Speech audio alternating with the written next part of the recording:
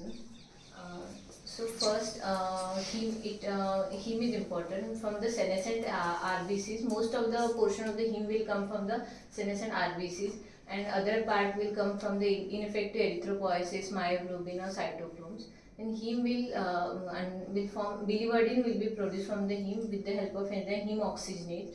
This biliverdin is usually water soluble, which is converted into the unconjugated bilirubin, which is becoming another biliverdin reductase, which is lipid soluble. This bilirubin, unconjugated bilirubin, will then transfer with the help of albumin into the liver. There it gets conjugated with the help of glucuronidase transferase enzyme to the conjugated bilirubin. So here the bile salts will be produced, which are the usually water soluble proteins. So from here it will again go into the cystic gallbladder, then cystic duct to the intestine. So there it will converted into the again it will by the intestinal flora, the conjugated bilirubin will get converted to urobilinogen and stercobilinogen. Stercobilin is usually excreted via feces, and urobilinogen will enter the enterohepatic circulation, and 5% of will enter into the kidneys. So like this presentation, so we have bile salts, which is usually only 5% is synthesized from the cholesterol, and 95% is the reabsorbed salts from the enterohepatic circulation. So the circulation is same which we have explained in the previous slides. Common bile duct, then second part of the duodenum, it will enter into the intestine. So for which 95% are reabsorbed by the small intestine, which will enter the hepatic portal vein by the enterohepatic circulation, and 5% will be lost into the feces. So we'll start with the definition of jaundice. Jaundice manifests as a yellowish discoloration of the skin and sclera as a result of raised serum bilirubin, and is detected clinically when bilirubin is greater than 3 gram per dl. Then classification. Jaundice is usually classified into 3 types: prehepatic, hepatic and the posthepatic. Prehepatic jaundice is usually seen in hemolysis. Hepatic jaundice is usually due to the reduced uptake of the bilirubin, decreased conjugation or any intrahepatic causes. And posthepatic jaundice is usually due to the obstruction to the bile flow or biliary leakage. So mechanism we have discussed. The causes are sickle cell anemia, thalassemia, Crigler-Najjar syndrome, Gilbert syndrome, malaria, hemolytic uremic syndrome. Intrahepatic causes are usually due to infection, viral and drug-induced hepatitis, alcoholic liver disease, hepatic cirrhosis, primary biliary cirrhosis, leptospirosis, and neonatal jaundice. And post-hepatic causes are gallstones in the CBD, pancreatic tumor, schistosomiasis, biliary atresia, and cholangiocarcinoma. So let's discuss in short about the possible causes of ICU jaundice.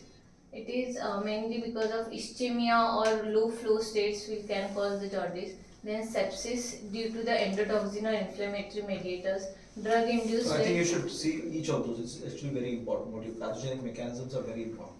Okay. Should I read? Yes, I think so. Then ischemia, low flow states, selective splanchnic only vasopressors, then reduced bile flow or excretion of the conjugated bilirubin from the hepatocytes. And another mechanism is altered portohepatic hemodynamics as a result of increased right heart pressures. In case of mechanical ventilation, if you are giving PEEP or congestive heart failure. Yeah, so any cause in the ICU, no? Any cause in the ICU can cause this kind of low flow state, and a low flow state will cause ischemia. Now, usually when this ischemia is related jaundice, the enzymes will be very high. Okay, when there is ischemia related jaundice, the enzymes will be very high. So you can't have the enzymes to be 200 and call it as ischemia. Okay, so when you have ischemia, the enzymes will be like thousands and 5,000s and 6,000. That will be the enzyme levels. So, say for example, the classical example is you have a patient who's in prolonged cardiac arrest. Okay, you have done 25 minutes of CPR. So your entire effort has gone to revive the brain. That is what CPCR is all about. You are trying to revive the brain all the time, at the same time waiting for the heart to start again when you take care of the 5, 6 H's and 6 T's, right? So at that stage, the liver is kind of getting obstructed. The liver is not getting its blood supply, and that is ischemic liver. Okay, so when the ischemic liver occurs, your WBC, your liver functions will show AST, ALTs in thousands range, 10,000s and 20,000s and 15,000s and 5,000s and all. You understand, no? You have to differentiate ischemic hepatitis from the rest.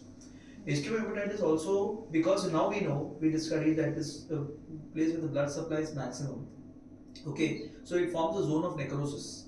So, we've talked about the hexagonal structure of a liver, Yes. where there's a portal triad and all of these things we have, So the center is the zone of necrosis. Around it, the perfusion is a little bit better, much more better, like that it is. So the center is the zone of necrosis. So necrosis can form, which can thus lead to seeding of organism and causing a liver abscess.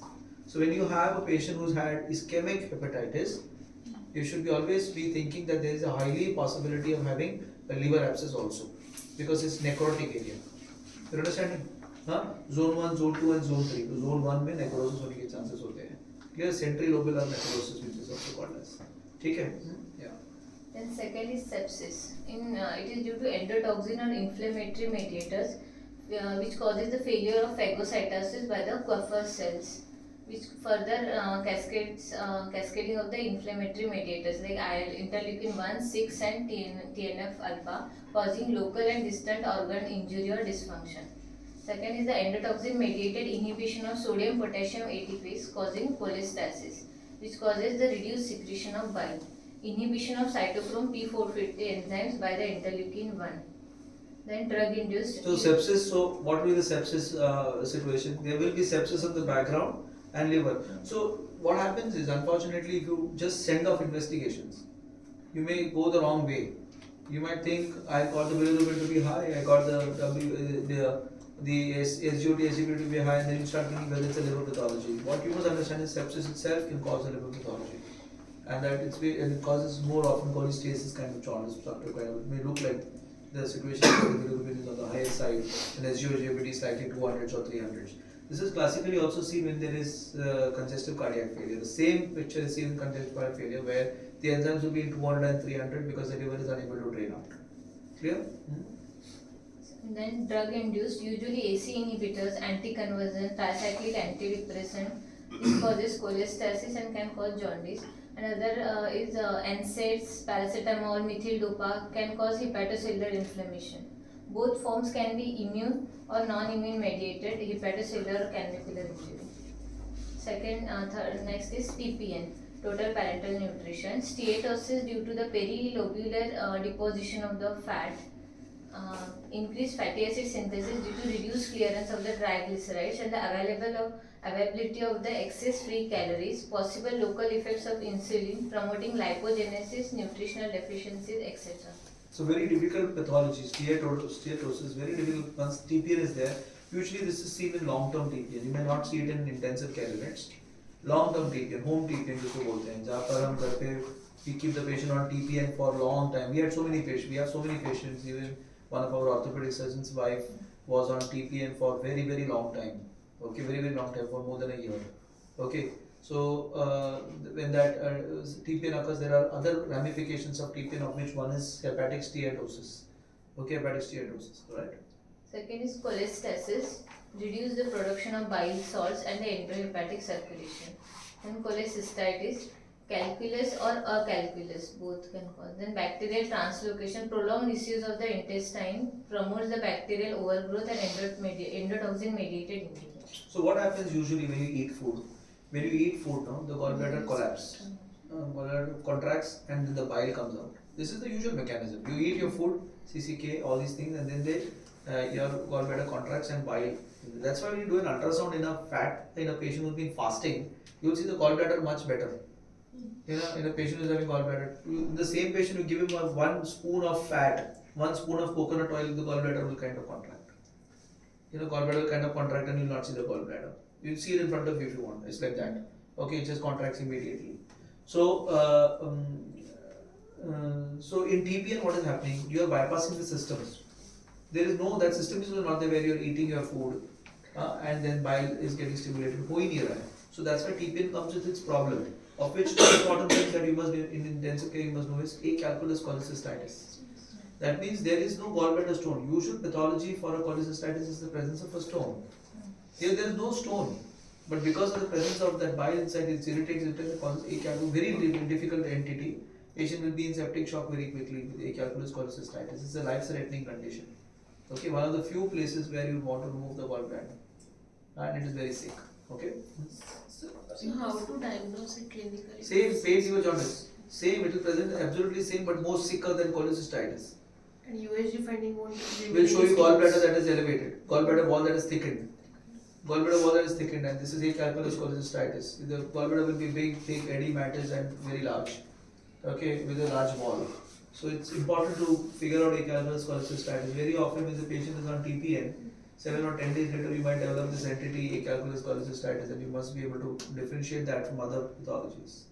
Okay. So why septic shock means how can With this, because this ACAL is a very serious situation. The patient is almost sick, first of all, that's why the patient is on TPN. And on top of it, they develop gut translocations, acalculous cholecystitis patients, unlike the usual cholecystitis patients. They're very sick patients. So this calculus might lead to calculus, no? Biliary stasis is It can, but this patient presents much earlier than that. It takes time to form a gallbladder stone. I was fasting for 45 days, 47 days. I found at 47th day I got some gallbladder sludge. 47 days. I myself did not eat a single drop of fat for 47 days. Okay, so I would have expected first 5 days only having gallbladder stone. I didn't have anything. 47 days, after 47 days I developed gallbladder sludge, not even a stone. I developed gallbladder sludge, and of course there are some lipase going up, but that's what happened. You understand what I'm saying? So it's not necessary to have gallbladder stones immediately. Huh? Then another cause is congestive heart failure. It causes the passive congestion of liver, which in it there is reduced hepatic flow, increased venous congestion, reduced oxygen delivery to the hepatocyte, causing cell death. Another is ischemia due to oxygen demand supply mismatch, and ischemia reperfusion injury, Kupffer cells and the TNF mediated cell injury. What you normally see in the ICU is going to be this congestive cardiac failure. So if you were to take the LFT of bed number 10, no, you may get a picture that looks like this in bed number 10. Okay, bed number 10 is a lady who's got RV failure and RV insufficiency, RV is with TR jet and all these things is there, that patient. Very classical picture she has. So if you do a LFT, you will find the SGOT, SGPT 1.5 times normal. Some congestion is there, that would be there, and she will always complain that I can't eat well. This is normally occur with such patients. Okay, so don't be alarmed when you see. So, but don't look at a enzyme level of 1000 and say it is because of CCF. No, it can't be. You understand? It can't be. CCF will be 200, 300 regularly. Huh? So causes of obstructive jaundice. We have divided the causes in different spectrum. In the lumen, there will be gallstones, parasites, foreign body, hemophilia or stricture. In the wall, there could be congenital atresia, choledochal cyst, Caroli's disease, tumors of the bile duct, sclerosing cholangitis. And outside the wall causes are CA head of pancreas, periampullary carcinoma, pancreatitis, pseudocyst, metastatic carcinoma, or chronic duodenal diverticulum. Benjamin classification of surgical jaundice. It has 4 types. Type 1 is complete obstruction. It occurs in the CA head of pancreas, cholangiocarcinoma, and ligation of the common bile duct. Intermittent obstruction is usually seen in periampullary carcinoma, choledocholithiasis, choledochal cyst, or duodenal diverticulum. Type 3 is chronic incomplete obstruction. It is seen in sclerosing cholangitis, chronic pancreatitis, stenosis bilioenteric anastomosis. And type 4 is segmental obstruction. It is seen in sclerosing cholangitis, cholangiocarcinoma, and hepatic and choledocholithiasis. Then pathological consequences of obstructive jaundice. So obstructive jaundice will usually have the consequence on the biliary system's liver and hemodynamic effects. So biliary system effects, the one which sir has discussed for the ascending cholangitis, there will be the stasis of the bile. It will promote the bacterial growth and it will cause bacteremia. Then on the kidney, there will be the effects on different organs. So let's go organ wise. So on changes in liver blood flow, in acute cases there is increase in hepatic arterial flow but no change in portal venous blood flow. Chronic obstruction, There is decrease in total liver blood flow, dilatation of sinusoids and elevation of the portal pressures. Cardiovascular effects are decreased cardiac contractility, there is reduced left ventricular pressure, impaired response to the beta agonist, decreased peripheral vascular resistance, and bile acids will act on the SA node which will cause bradycardia. All these things will result into the hypotensive patient and exaggerated hypotensive response to the bleeding. So these patients are more prone to the post-operative shock. Then renal failure, it is usually the incidence is usually 10% with 70% mortality. The responsible factors are decreased cardiac function or increased ANP resulting in hypovolemia, decreased effect of bile salts on the kidney mediated by the increased prostaglandins, and endotoxemia resulting in renal vasoconstriction, shunting of blood from the cortex, and activation of the complement system which will cause peritubular and glomerular fibrin deposition and tubular and cortical necrosis. One more thing is there, cast nephropathy. Usually it will need hemodialysis and the prognosis is better in those cases. Then immune system. Defects in cellular immunity. It is due to the impaired T cell proliferation, decreased neutrophil chemostasis, defective bacterial phagocytosis, and depressed function of reticular endothelial system, that is Kupffer cells. That's why most of our liver patients, we normally want to put them on an antibiotic. Most of the liver patients, because immunity comes from there. The major part of the immunity, and that's the reason that it's very important that the liver is a fundamental organ. And wound healing. Usually there is decreased activity of propyl hydroxylase in the skin. This enzyme usually helps in incorporation of the proline in the collagen, which causes the defective. This is the normal function. So in the obstructive jaundice, there is defective synthesis of collagen because of decreased activity of propyl hydroxylase, which will cause delayed wound healing and higher incidence of wound dehiscence in this patient. Coagulation defect. The prolongation of prothrombin time, loss of calcium, then endotoxin induced damage to the factor 11, 12 and platelets. There could be low grade DIC with increased fibrin degradation products. Thrombocytopenia could be there because of hypersplenism, and decreased absorption of fat soluble vitamins can be there, ADEK. Then itching. Retained bile salts can cause itching. Itching can disappear in the terminal liver failure, but bile salt level still remains increased. It is other theories for the itching are due to the endogenous opioid peptides released from the liver and inducing the opioid receptor mediated scratching activity of central origin. Then biochemical effects of bilirubin. Usually it rises by 25 to 45 micromole per liter per day. Mechanism is usually biliary venous and biliary regurgitation of conjugated bilirubin due to disruption of the tight intracellular junction. Second is that there is transhepatocytic regurgitation due to reversal of secretory polarity of the hepatocyte. And third is rupture of the dilated canalicula into the sinusoids due to the necrosis of the hepatocytes. Then alkaline phosphatase is the most sensitive indicator for the obstructive jaundice because factors responsible for its increase is the biliary component regurgitation and increase in the hepatic synthesis of the alkaline phosphatase. Usually after some times the biliary levels plateau. Because the increased excretion of the bile pigments by the kidneys byproducts other than the bilirubin not giving the diazo reaction. With increasing level of conjugated bilirubin, a portion get covalently bound to the serum albumin. So this bound albumin bilirubin fraction we cannot measure. That's why the bilirubin levels may remain high, may remain plateau. Then the fundamental steps in the evaluation of jaundice could be history, examination, and the investigations. So history for this is for any type of jaundice. So we can get the symptoms like classical fever with chills, right upper quadrant pain, then status, serostatus of the patient we should know, exposure to the drugs, alcohol, toxins, travel history, occupation history or surgeries, history of any surgeries necessary. It's in it usually TURP surgeries, family history of rape, ethnics. Then examination wise, we'll start from the general examination. We'll look for the skin, conjunctiva, hairs, nails. Then GI system, there could be the organomegaly, hepatomegaly, palpable gallbladder. Flapping tremors could be there in case of obstruction because of hyperammonemia. encephalopathy, ascites, splenomegaly, or caput medusae because of the congestion. Then cardiovascular, we'll see for the signs of the heart failure and respiratory signs of the pleural effusion. Investigation will go ahead with the CBC, clotting studies, electrolytes, LFT, urine and stool examination, blood film, retic count, and diazo test, ECG and chest X-ray.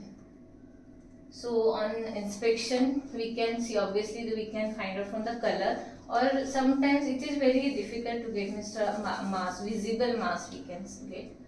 And palpation, we palpate for the liver, gallbladder, stomach.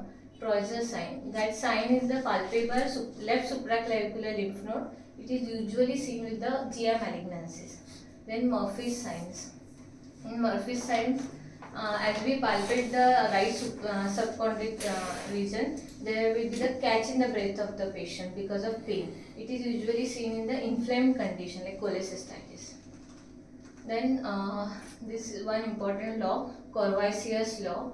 This law says if the gallbladder is palpable, then it is not because of the gallstones. Because usually what happens in case of gallstone, there is chronic infection, inflammation ongoing. So there could be the fibrosis of the gallbladder, which will not make it palpable. But there are some exceptions for this Corvaisius law. Usually it is means gallbladder is palpable, it is due to the malignancy purpose. But there are some exceptions. There are double impaction of stone. Means if the stone is both there in the cystic duct and the distal CBD, then pancreatic calculus, then oriental cholangiohepatitis, then mucosal of the gallbladder or CA gallbladder. So this is the protocol usually we follow. Then if first we should see the for based on the LFT results, we should the LFT if there is isolated rise in bilirubin or not. If the only bilirubin is risen, then we should think for the pre-hepatic causes like hemolysis, Gilbert syndrome, etc. If no, then we should go ahead with the enzymes, ALP or HGOT, HGPT. If the ALP the levels are very higher than the HGOT, HGPT, then we should think for the biliary obstruction. Then we should go ahead with the screening ultrasound. Then if on the screening we found the dilated common bile duct, then it is due to the extrahepatic dilatation. So we should go ahead with the blood culture, endoscopic ultrasound, and ERCP, PTC, MRCP, spiral CT. If on the USG we do the CBD is normal, then we should think for the intrahepatic dilatation. Then there we should go ahead with the ERCP, liver biopsy, CT scan. So this is the one side. Another side, if the selective rise in ALP is not more than the HGOT and HGPT, then we should think for the hepatocellular damage. So we should go ahead with the investigation which rule out means hepatitis serology, USG, CT, autoantibodies like AMA, that is ANA anti-nuclear antibody, LKM antibody, then transferrin, iron, ferritin, ceruloplasmin or liver biopsy. It's actually very simple. It's actually very simple if you look at it. If you get the alkaline phosphatase to be high, just look at whether there is obstruction. Otherwise, look at every other cause. It's as simple as that. You understand? Huh? So 3 times normal is what you're looking at when you look at alkaline phosphatase. If it's that much, you go ahead and look for whether there's an obstruction somewhere, right? Extrahepatic. Otherwise, it's on intrahepatic. Yeah. So treatment. So treatment of obstructive jaundice is usually we do surgical treatment or symptomatic, surgical and symptomatic both. So first in symptomatic we do pain management, antibiotics, anti-inflammatory, anti-emetic measures, treatment of pruritus, nutritional support, supplement of the pancreatic. Then we can use colic herbs, liver protective herbs, anti-inflammatory and antioxidative herbs. And in case of surgical, we should look whether the patient can tolerate the surgery or not. If the patient is able to tolerate the surgery, we can go ahead with the laparoscopic bile duct exploration with lap cholecystectomy, pancreaticoduodenectomy, Roux-en-Y You see the choroidectomy. ripples. Yeah. Then if not, then we should go ahead with some alternative procedure that the PTCD, PTBS. This is what we're talking endoscopy, about. yes. Okay. Yeah.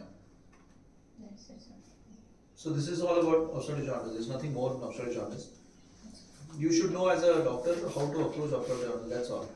Okay, you won't be asked like a medical doctor what you should do. But it's very simple. You have to keep it simple. If you keep it difficult, it becomes difficult. Let's do ammonia.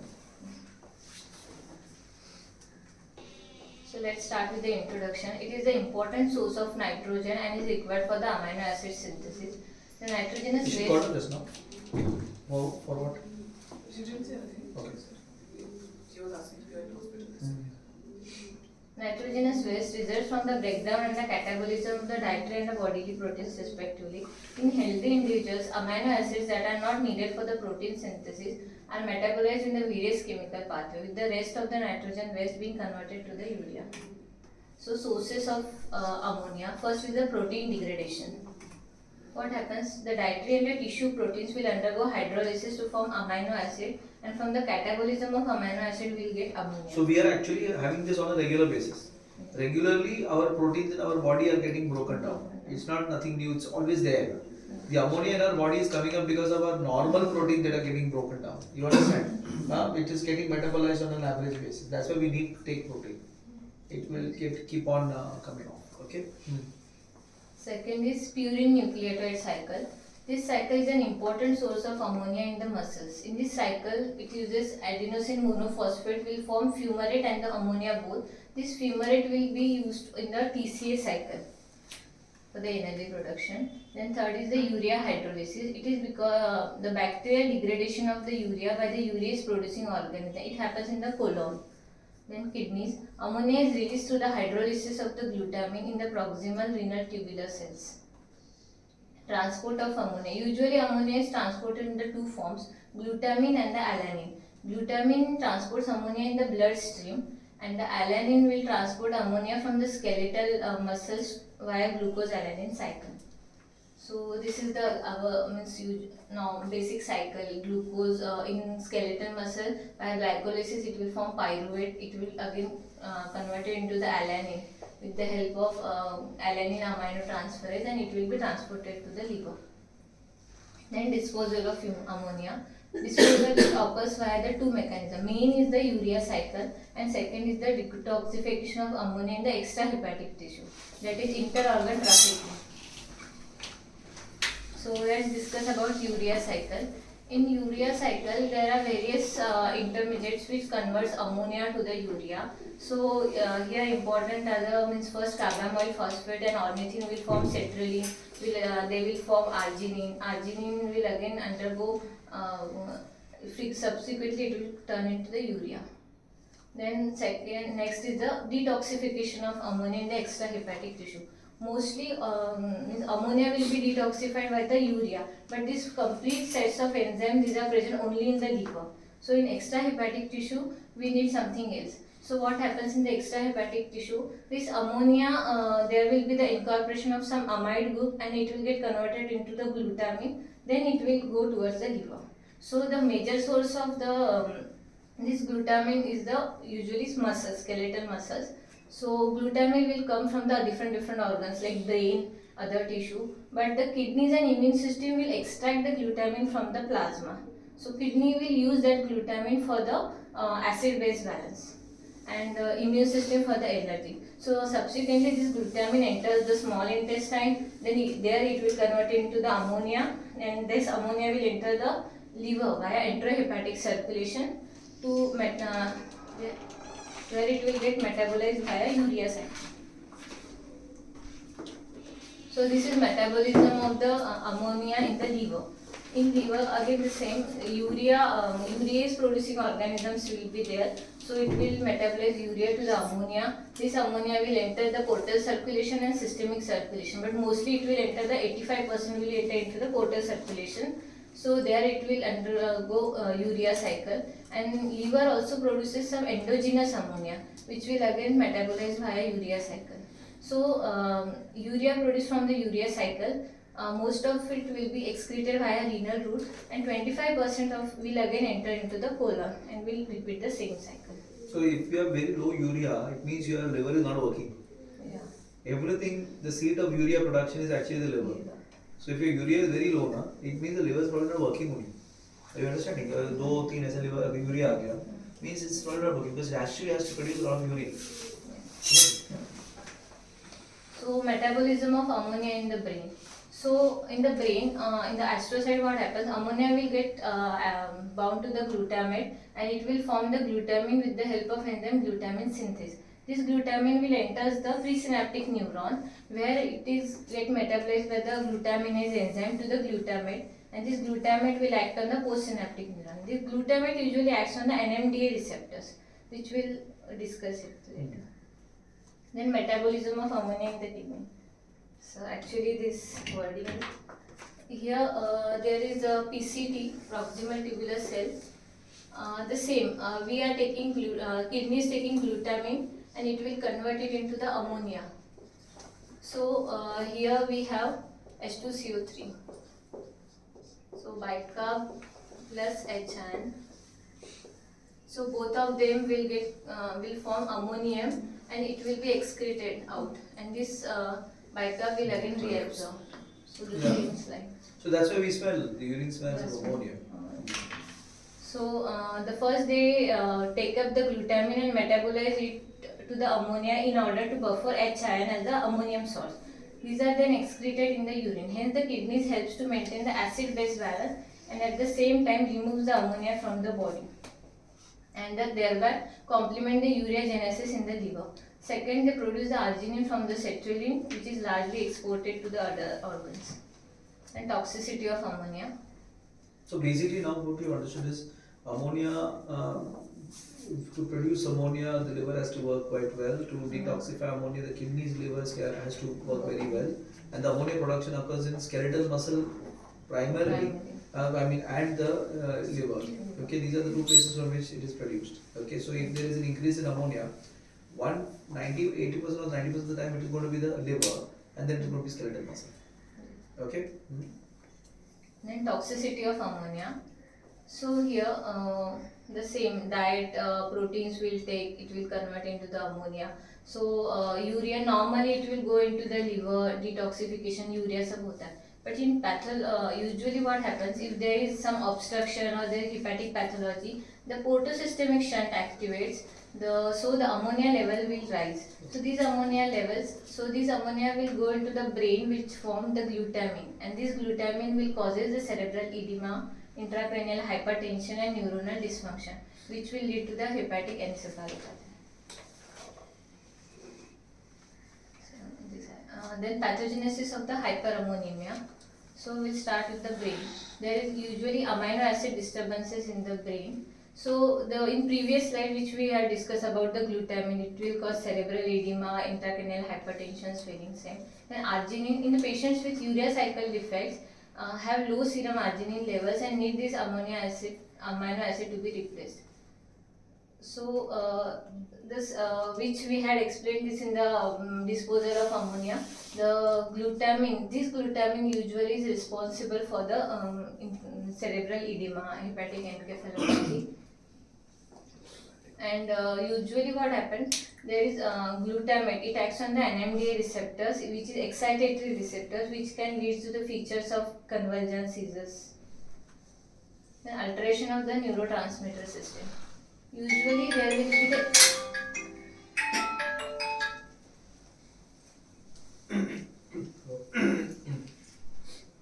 increased glutamate will be there because of the increased glutamate release and the inhibition of the uptake by the astrocytes, which will cause the activation of the NMDA receptor and toxic cellular hyperexcitability, and subsequently it can lead to the cell death because of alteration in the nitric oxide metabolism and disturbances in the sodium potassium ATP shortage, mitochondrial dysfunction. Then cholinergic system.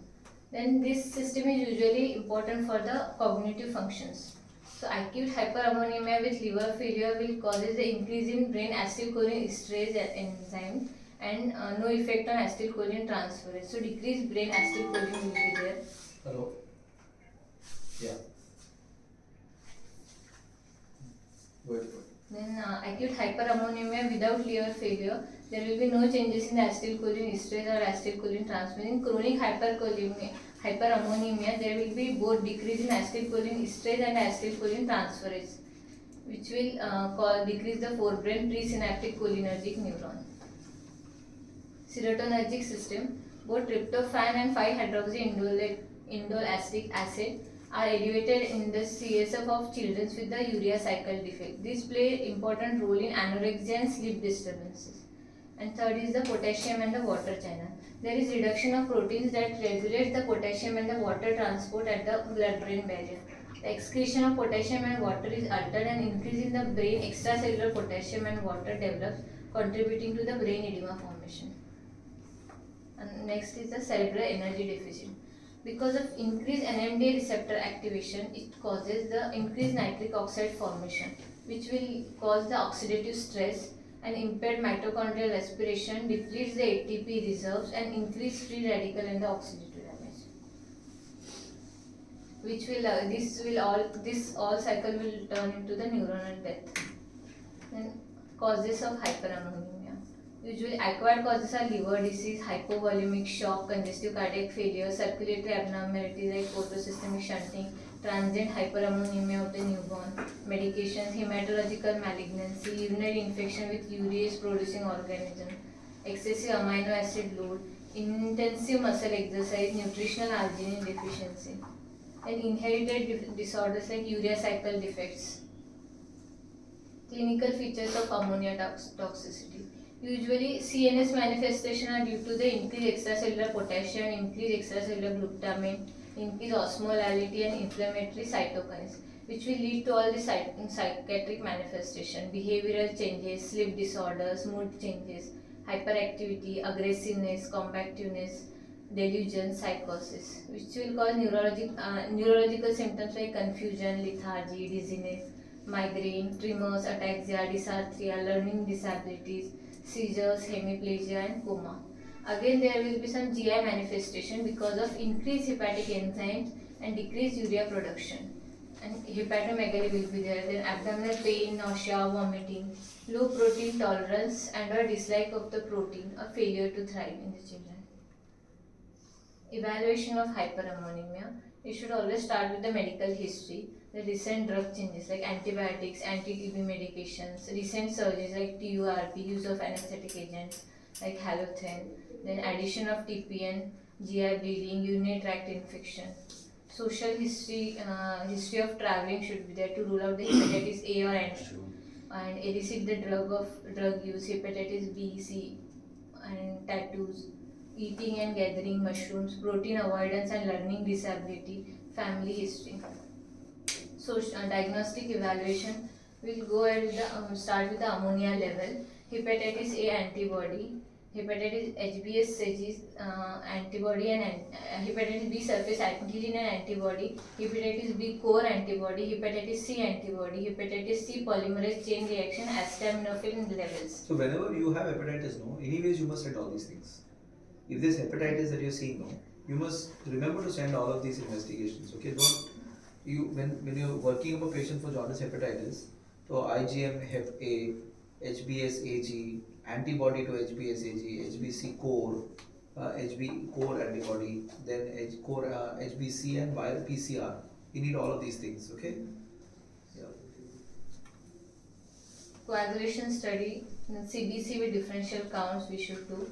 Blood cultures, CMV titer or Epstein-Barr virus titer. Ultrasound with Doppler, liver biopsy, urine and blood amino acids. This is the diagnostic algorithm for the urea cycle defects. Oh, so this will never come for us. It's pediatrics. Yeah. Then current treatment of hyperammonemia. Always the therapeutic options you should aim in the reduction of, first is the reduction of ammonia genesis, second is the reduction of ammonia absorption in the GI, and activation of the ammonia removal by upregulating the urea genesis to the treatment with N-carbamyl glutamate or supplementation of the urea cycle intermediates and glutamine synthesis. So these are the list of the medications. So first of all, we use lactulose. It causes the acidification of the colonic content, increases the osmotic pressure and the cathartic effect. So usually we use lactulose in the higher doses, we give retention enema. So it can cause the abdominal bloating, flatulence and electrolyte disturbances. So next important is the rifaximin.